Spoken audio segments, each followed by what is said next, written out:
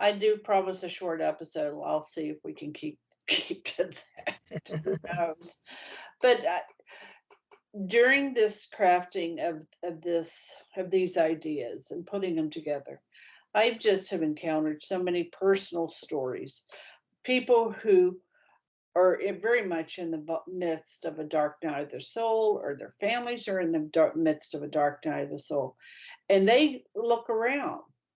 And I'm just minding my business, having a cup of tea or something, and I will hear for the next hour and a half a woman who checked every box. Her and her husband prayed the divine office, daily mass, weekly confession.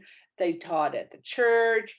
They came every time the church door opened. You might think that they were coming through it. Maybe that was in all of this. Not come to find out, it's a terrible. He he's an addict to porn. He had 3 phones she didn't know about, and he 30 years of marriage. Right. And what she loses is not only a marriage and a husband. She has children with grandchildren move away because they don't want to be around this perverted man, their father. So she loses grandchildren. She loses her own children.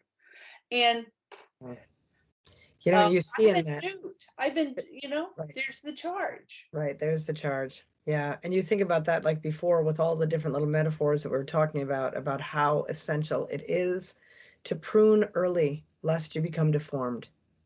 And this is the sadness of our culture that does not understand the value of boundaries. We think that it is a restriction on freedom, right, or personal liberties, and so consequently, we don't cut back those prunings when they can do the most good. It is true. It's true. One story of many somehow in this last thing. And on the other side, right, we recall the woman who was bedridden for 15 years or so. Right. And she had that profound walk with God after that time. But my friend, she was abandoned by her husband with this terrible disease. I assure you, she went through a dark night of the soul.